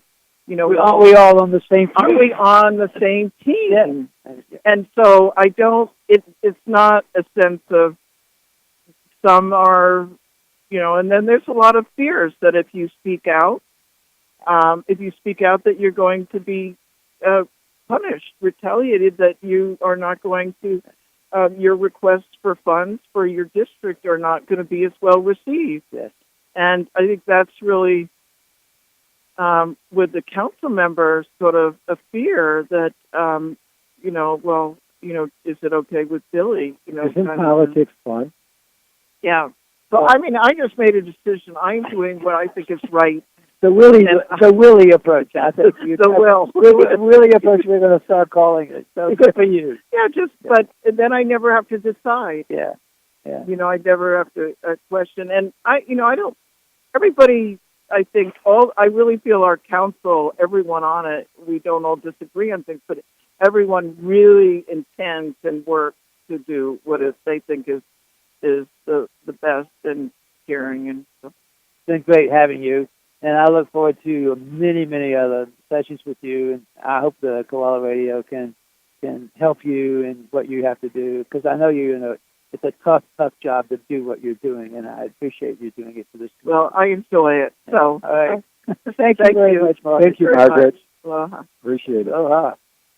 And I think we're going to continue. We have one more guest before we call it a day. It's 3:39 actually, here. And that was Margaret Willie, our council member for District 9, and very informative. And I'm sure we'll be hearing from her more on Kohala Radio. And here we have Boyd Bond, and Boyd has graciously stopped by to be our final guest for today's Sunday. And I think Boyd was out there listening to the taiko band, and which was doing very well. And he's been MC all day, I believe. Yeah, I got you got double duty here. Called in last minute to fill in for somebody who couldn't make it, and that's part of being in Kohala is backing each other up, filling in where you're needed.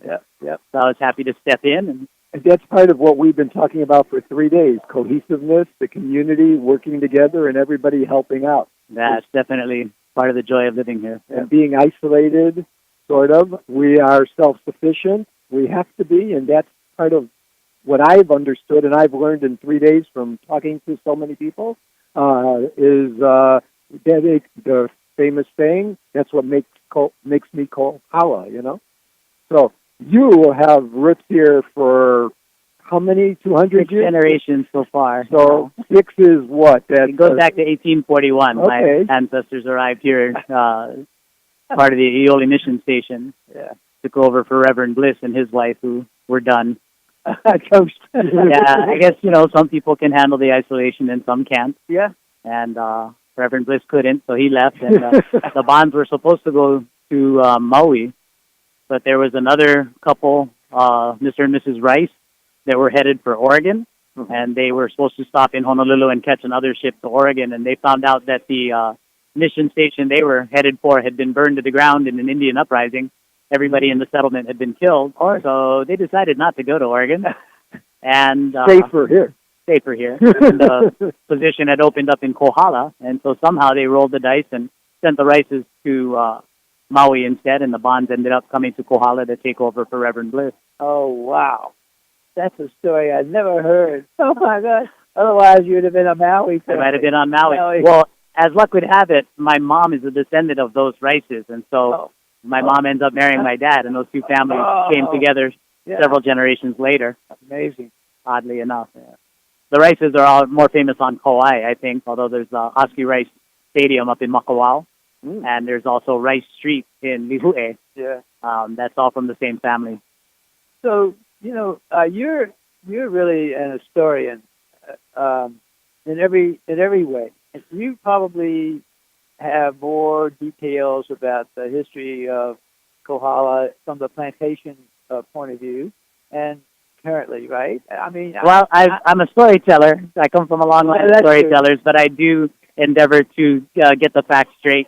I definitely have a love of history and an interest in history, and I certainly enjoy hearing stories as much as I enjoy telling them. There's so many great storytellers here, so many great stories to be told, and as many times as I can, I hear those stories, and I also enjoy sharing those stories. That's certainly true. Do you have a specialty in Kohala history or in Hawaiian history that you prefer? Ooh, that's difficult. I also do the natural history of the islands, so I enjoy talking about the time before people, how special and isolated the Hawaiian Islands are. We're like the endangered species capital of the United States. Yeah. I think something like 90 out of the top 100 endangered birds in the United States are Hawaiian birds. Really? We're definitely overrated in that department because of loss of habitat. And a lot of that goes back to sugar and ranching, the way the landscape changed with the introduction of Western industries, if you will.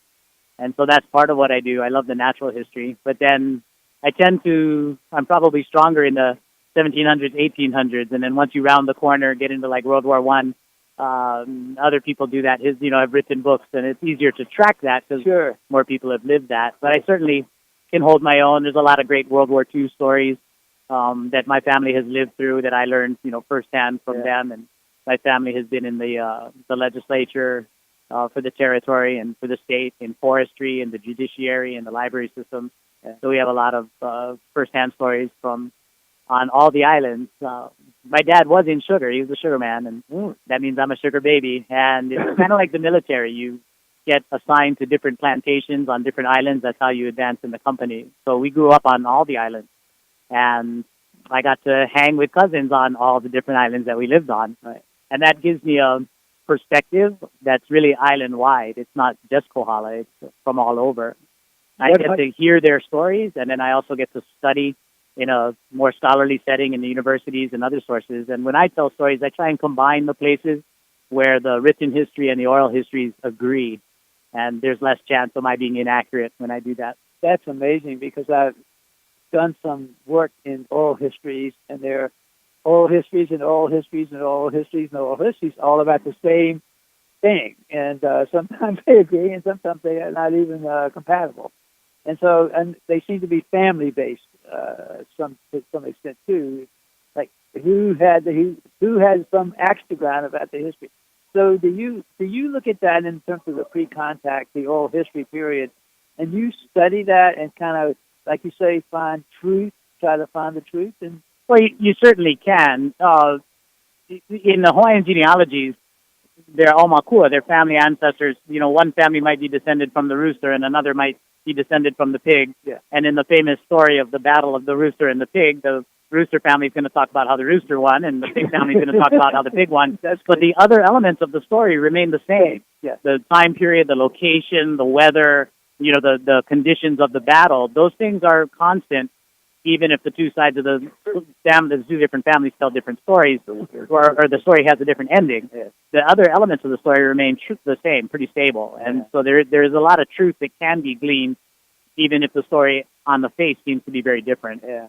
It occurs to me that in Kohala there are a lot of people who are curious about the history here, whether it's the plantation era or the missionary era, or even pre-contact. And so communicating that in a storytelling way like you enjoy might be really good for us to do on the radio. Well, I do a series of presentations at the Kohala Library, Yes. and I'm sponsored by the Friends of the Library, which is very generous of them, usually in the winter months, so October, November, December, August, September, those types. And originally the goal was to catch the snowbirds that are coming to Hawaii in those winter months to get away from wherever their snowy hometown is, and try and inform them about the history of this place that they live in sometimes, or even newcomers that have decided to make this place their home, bring them up to speed on some of the background of the people here. And that means I was talking mostly about Kamehameha, our favorite son, a lot of his extended family, those people like Naiole that kept him safely in his young life and helped to raise him into the warrior that he became. And after we had not exhausted, but covered a wide range of the Kamehameha tale, I began to branch out into other aspects, covering things like sugar and ranching, whaling industry, immigration, number of issues that either directly affected Kohala or Kohala played a part in, or sometimes just on a broader scale, the islands in general, and our connections to Asia and to the West Coast that go way back, to the very beginning days of the kingdom. Were any of those lectures at the library recorded? No, I don't think so. Oh, what a Not loss. at this time. But one of the things we'd like to do is to maybe recreate those and get them on record. It's so fabulous that what you do, it needs to be recorded. Well, thank you. I appreciate that. I don't. Okay. Yeah, I might want to do that. I think somebody's trying to help me put together like DVDs or CDs that I might make available for people and sell them on a website or some such thing. Well, if you do that thing on the radio, we'll record it and you'll have it, and so will everybody else have an That would be opportunity. one way. Because I've never been able to make it to the library. It's one of fireworks on 4th of July. It's one of my disappointments. I just can't get. I don't know. Every time I have a conflict, so I'd love to have a way to go online or someplace and say, all right, I want to hear this lecture today. It's going to take my time and listen to it. So. When I get a chance, usually those happen on Monday night at the libraries, on a Monday night. And then I'm also able to present down at the Lyman Museum. And those sometimes also happen on Monday nights. Hulihe'e Palace from time to time, down at Pu'uhonua Ohonau now. Got a chance a couple times there. So wherever I get a chance, Kona Library, anytime I get a venue. Yeah. I'm more Well, than we happy have a to, venue now in Kohala, too. Because, the radio yeah, you got it. We're probably overselling us. So I tell you what, I don't know. I'm fascinated with everything you talk about. So we have so many storytellers here, and I think I'm probably more comfortable in front of a crowd. I come from a large family, and so that makes it easy to practice being in front of groups. Other people, not so much. They might be a little shy. You need to entice the stories from them, but we really are. There's no shortage of great storytellers in Hawaii or in Kohala that really have a great story to tell that is much more personal, from their own family. We can put you in that group studio and have a whole large audience right there to ask you questions if you like. Nani Fenton did a great storytelling session down in her garden yesterday, and sadly there was a tree fall in the Halawa Gulch that blocked the road. It blocked me during the hours that she was presenting, but it absolutely rocked. She brought us to tears. It was a fantastic. We're trying to get her involved too. So. That news story that the tree that fell, we had a gentleman who's from the high school who has been to a couple of our Kohala radio meetings, and he happened to be there, and he has our KNKR Instagram app and our account, and he posted a video and pictures of it first thing and we were first. And then they had it here. The police told us, and so they recorded. But we had it online, and we had over 400 people. Seriously, that viewed that video, and that's of a broken tree. branch. Yeah, of a broken branch. But over here, I mean, who ever heard of such a thing? So the news does work here. Oh, that's fabulous. That's really what we wanted the radio station to be all about. It's, you have a hurricane coming through, and all you get to hear about is what Maui's doing. Exactly. So it's really fabulous that we get, immediate coverage of things that affect our traffic here, certainly. And you say a branch, but it happened right around the corner from my house. Okay. And it was thicker than I am. Yeah. It was a couple of branches, and they pulled down a power line, and it was really quite a mess. Yeah. All of us in the neighborhood went down, speaking of Kohala coming together, with our chainsaws to see if it was something we could clean up right away, and it wasn't something we could clean up right away. So they went ahead and pulled in the big guns and the heavy trucks, and it still took them a couple of hours to get the tree cleared, and then it took Helco a while to get the wires back up. I think it was like 8:20, if I'm not mistaken, that the police said that both lanes were open. That the lanes were open in both directions. Because it was between around 12:15, 12:30 that they fell, and we heard the noise from the house. So it made a big noise. We walked out to see. We went down and participated in the event at Nunny's Garden, and that ended about 5:30. And when we came back to rejoin the reunion here at the gym, the park, that was about the 5:30 to 6 range, and they only had the one lane. One lane, right? That was you're on the eastern side of the branch. Yeah, just inside Kohala. How many people were at Nani's? No more than a dozen. It was a small group. Yeah. Those of us that were already on that side that couldn't get out. I think Giovanna was supposed to go down, and she was leaving her house. Frustrated. She was very. I talked to her about it. There's a couple from Australia that just happened on someone in Pololu said it was going on, and so they wandered down the path and joined us. And oh my God! You figure visitors are always looking for the authentic Hawaiian experience. Well, that's it. Those guys wandered into it. People would pay big money for that, and they got it for free. And we got a news story on the second day of existence, so we were not prepared, but we were learning as we go. And we're hardly prepared for anything. We're prepared now. No, we're not. Well, that's how we learn is learn by doing. Definitely, the more times we get it right, then. The better prepared we are for next time. What else would you like to say about anything coming in your future? What's up for you? Well, I don't know. For me, I'm still looking for work. Any other venues that I would have an opportunity. I know there's a Waimea seniors are coming up in October, I believe, to tour some of the places in Kohala, and they've asked me to come and be their narrator, and I'm more than happy to do that. July 20th, is it? The Monday later this month, I'll be at the Bond Library, and we're going to be discussing the relationships of water, the freshwater and saltwater, where they meet at the shore, and then how water works in Hawaii, the native fauna, which is kind of a unique thing to have freshwater native species in the middle of the Pacific Ocean. So I figured that one out. Yeah. But then also looking at Kanawai, the old code of sharing water in ancient times, and comparing that to how we're using water today and some of the things that we're up against. Some people that are at this reunion remember there was a 30-year drought in Kohala from the 1920s to the 1950s, which certainly affected the plantation and agriculture in general. And the Kohala ditch was completed in 1906, and that was a lot of foresight, because without the ditch, the plantation would not have survived. Right. So, drought is something that reoccurs. We recently came out of a 5-year drought that stung a lot of our agricultural people, and that was really just a drop in the bucket, so to speak, a very small rendition of what can sometimes be a very long event. And with global warming, I think looking at drought conditions and looking at water usage is something that we need to pay attention to more and more. So we'll be doing that later this month. Is there thinking that the rise of the ocean may affect our aquifers here on the island, or is that not been... Yes and no. The rise of the ocean will affect shoreline. The ocean provides us with water. Evaporation from the ocean runs into the mountains, condenses, and then falls as rain. But it's, where the temperature balance is affects that cycle, that water cycle. So ocean rise, shoreline rise is a part of the story, but it's not a direct cause of the way water is going to be affected in the mountains. But underneath the water table, salt water is seeping in below the ocean level, sea level, and fresh water is percolating down through the stones and then sits on that saltwater layer. So the more salt water that moves inland as sea level rises, that's going to push the freshwater lens further uphill, meaning that some of the wells closer to shore now might end up being brackish wells in a little while, and that's something that we need to consider.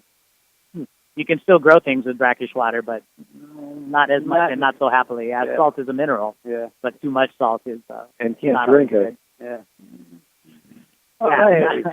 You can, but okay, it makes you thirsty.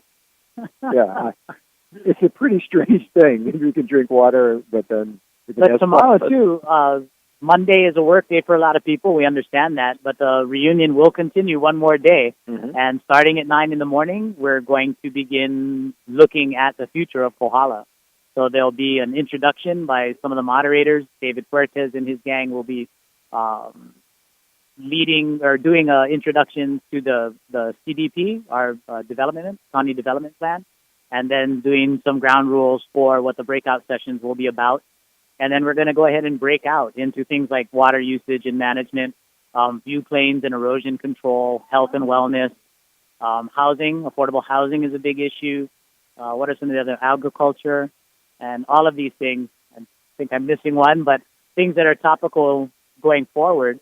We'll break into groups. We'll discuss those things. We'll come back real quickly and then take a break for lunch. And then there'll be a recap covering those things with Jim Shannon and David Fuertes. And all of that's going to be outside on the main stage. Under the tent? Yeah, under the main tent. Under the main stage or the tent? Both. We're going to be under the tent as we begin. We might break out into corners of the tent, just to make use of the shade. It will probably be as hot as it's been the last few days.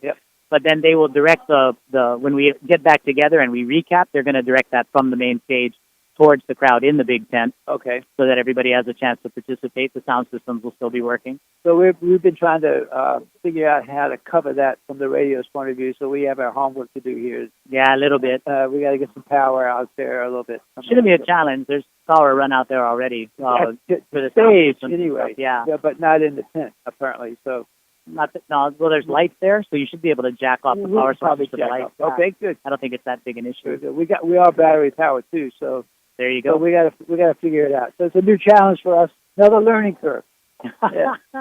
Great. And then we can put that to use later. Absolutely. And then there'll be music. Kupuka'a is going to perform from 2 to 3, and I'm not aware of other bands after that, so I think that's going to be when we wrap up the reunion for 2015. And we're looking for a chairman for 2020. We're already going to start planning for the next one in the next 5 years. All right. That sounds great. Boy, it's been a pleasure. Thank you so much. It's my pleasure. Thank you for having me. Always a pleasure to talk with you. And don't be a stranger to Kohala Radio. Not at all. I happened to be in Hilo when you did the DJ training, so I had to miss it. Okay. I was down doing a 3-day presentation there. But next time you have one, I would love to get involved. Anytime you want one, I'll be happy to give you a personal training. Wow, thank you. Thank you. On that. No schedule. But on your schedule. But I do it. But we do it that way for others too. So it's not, I don't want it to feel. Oh, that's fine. But truthfully, we will. We're tailoring our training to those people who need different ways to do it. Absolutely. Excellent. The more the merrier. Absolutely. We can build program in Kohala. That's great. That's right. We cannot build programming without programmers, people who want to do the program. Sure. Okay, boy. Thank you. Thank you. Boy. Thank you. Aloha. Okay, aloha. Aloha. And so, Mr. Winkler, Mr. Martin, we've been into a long day and 3 days into the reunion. We're still alive. What else can we say about that? It's been a very invigorating and learning experience in more ways than one. We've learned a lot of the trials and tribulations of doing a remote and doing a radio in Kohala. In Kohala. And we've learned a lot about Kohala, and we've talked to a bunch of people, got a bunch of great interviews, which I can't wait to have them all uploaded and people could listen at their leisure. And we're going to be on again tomorrow at 10 a.m. live. And not sure how long we'll be on tomorrow, but we'll be on for at least 10 to noon. And we look forward to that. Yeah, so we're probably going to miss the opening of the David Fuertes piece on the future. So we'll have to figure out, and then we'll let you know, the listening audience, how we're going to cover that. Because it is going to be some interesting stuff emerge from that towards the end of the session.